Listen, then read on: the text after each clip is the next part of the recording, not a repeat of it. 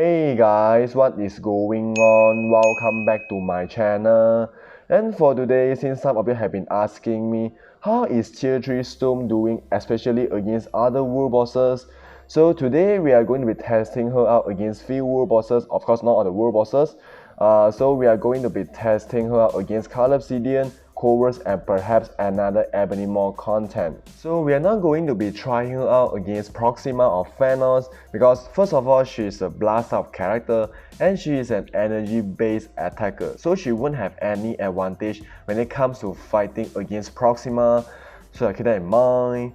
So right now we are already in the second phase of the battle, stage 60 Cull Obsidian. Storm is able to get it down to the last 6 bars with just 30 seconds. That is insane, man. When you combine the all defense bar from her 4th skill and the attack bar from her 3rd skill, Tier 3 is going to do tons of damage. Look at this, guys. Look at this. Look at how awesome her Tier 3 is. She's just fantastic. Stage 60 Cull Obsidian is done with less than a minute. That is insane. So now let's try her out against our Corvus. Alright, so here we go. Stage 70 Corvus.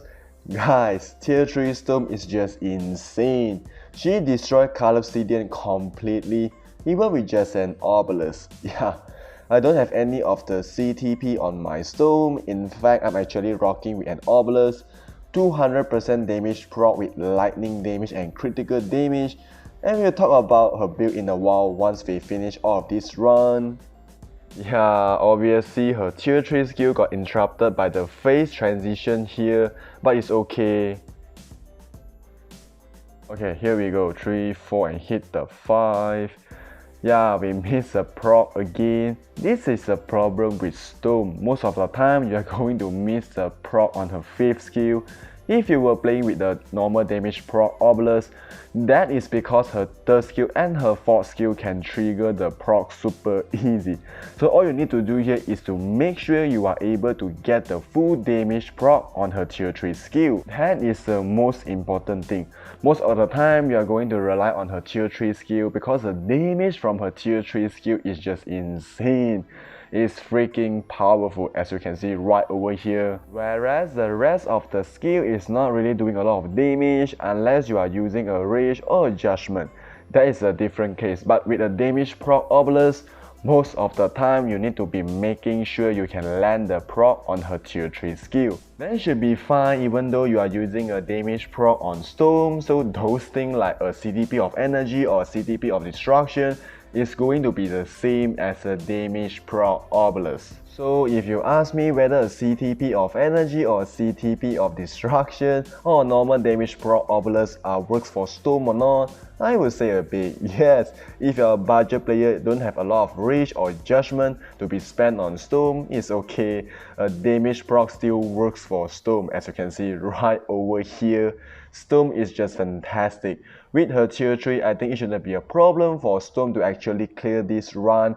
Stage 70 Corvus, and she is able to destroy Cull Obsidian as well. And she is able to clear stage 80 Ebony more, as what we have seen in our previous video.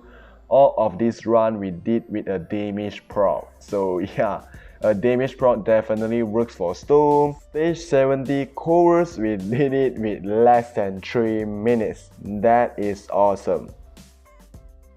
Alright guys, since we already tried her out against Ebony more stage 80 in our previous video, so I decided to do 5 more stages higher just to see if Storm is able to do the same thing as what we did or not, whether she is able to clear this stage or not, so let's see. Yeah, as you can see, most of the time, most of her skill is not really doing a lot of damage beside her Tier 3 skill. So it's very important to make sure you can land the proc on the Tier 3 skill, otherwise you are going to lose a lot of damage. Alright, the damage seems to be not that bad. When we got the proc, the damage seems to be not that bad, to be honest. Storm with her Tier 3 ability and with her new uniform, she is probably one of the best PvE character in the game right now. In terms of damage and in terms of power, her Tier 3 is just insanely powerful. However, she definitely has some of the survivability issue. Her survivability is not really that good, to be honest. Other than that, she's also not really good, especially against Proxima, because she is an energy-based attacker, so she won't have any of the advantage against Proxima. And then she's also not going to be usable, especially against Thanos, because of her tier 3 animation. It's going to be a screen blackout during the entire tier 3 skill animation, just like this. So it's not going to be usable, especially against Thanos. Especially the last 10 to 11 bars where Thanos is going to be immune to all damage. He's just not usable at all. So Storm is basically only usable for 3 Infinity World bosses, which is Ebony obviously, then Cull, Obsidian and Corvus. For the Mutants World bosses, I'm not really sure about that because I don't really play those Mutant World bosses that frequent, so I'm not really sure about that. But if you are looking for a solo clearer for Ebony or Cull, Obsidian or perhaps Corvus, Storm is definitely one of the best options to build up. But please keep in mind that she needs a new uniform and she needs a tier 3 in order to be good. Other than that, she doesn't have any value at her tier 2. As you can see, she really relies on her tier 3 to do the insane damage. The rest of the skill are not really doing a lot of damage. So yeah, if you want to build up Storm, her uniform and her tier 3 is a must. If you are not able to get her to tier 3, then I guess it's better to save up your resources, build other characters instead, build those that can perform way better than Storm at their tier 2. So the rotation is going to be 3 cancel into 4 and 4 is a delay cancel. You need to wait her to jump up in order to get all those defense down. So once you see her jump up, you can cancel into your 5 and let your 5 to play out fully. And try to get the proc on the 5 as well. And of course try to utilize the 1 and the 2 in between the rotation so that you can get your tier 3 skill to be charged up very quickly. Because as I said, most of the time Storm is going to rely on her tier 3 skill in order to do the insane damage. This is just annoying. Okay, we hit the 3, then hit the 4 and the 5. Okay, the proc trigger a bit early, so let's talk for a while and here you go. And boom! Yeah, we did it. We cleared stage 85 Ebony with less than 4 minutes with just an obelisk. That is not bad at all. Guys, tier 3 Storm just destroyed 3 of the Infinity World bosses into pieces with just an obelisk. No CTP at all. That is fantastic. It means that it is not necessarily to invest a rage or a judgment on Storm in order to be good. Those things like a damage proc obelisk, a CTP of energy or a CTP of destruction could definitely work very well for Storm. But of course, if you want to make your life easy, a rage or a judgment is definitely the best option most of the time.